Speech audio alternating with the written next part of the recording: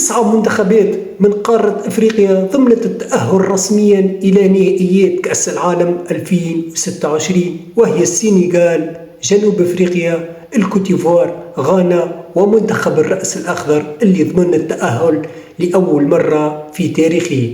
بينما إنجاز تاريخي تواجد عربي لأول مرة ل4 منتخبات عربية مع بعضها البعض، 4 منتخبات من شمال أفريقيا، وهي المنتخب التونسي، المنتخب الجزائري، المنتخب المغربي، والمنتخب المصري. المنتخب التونسي اتأهل إلى كأس العالم 7 مشاركات له في المونديال، تأهل تاريخي بدون قبول أي هدف طيلة تصفيات كأس العالم، وتأهل بأعلى حصيلة من النقاط في تصفيات كأس العالم في إفريقيا ب28 نقطة. بينما المنتخب الجزائري اتأهل إلى المونديال 5 مشاركة له، أفضل إنجاز له كان الوصول إلى الدور 16 في مونديال البرازيل سنة 2014.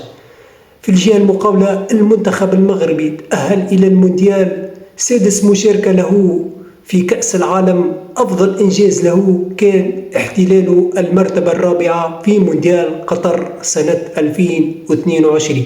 وبانتصاره يوم أمس في آخر مباراة في تصفيات كأس العالم يدخل التاريخ كرقم قياسي عالمي ب16 انتصار متتالي.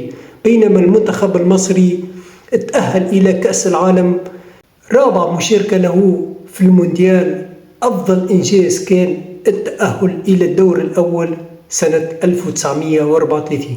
هذه 9 منتخبات من قارة أفريقيا اللي ضمنت رسميا التأهل، انتظار الملحق اللي مشيت تلعب ما بين 4 منتخبات من قارة أفريقيا، وهي الجابون، الكونغو الديمقراطية، والكاميرون، ونيجيريا. يتأهل من خلالها منتخب واحد إلى الملحق العالمي.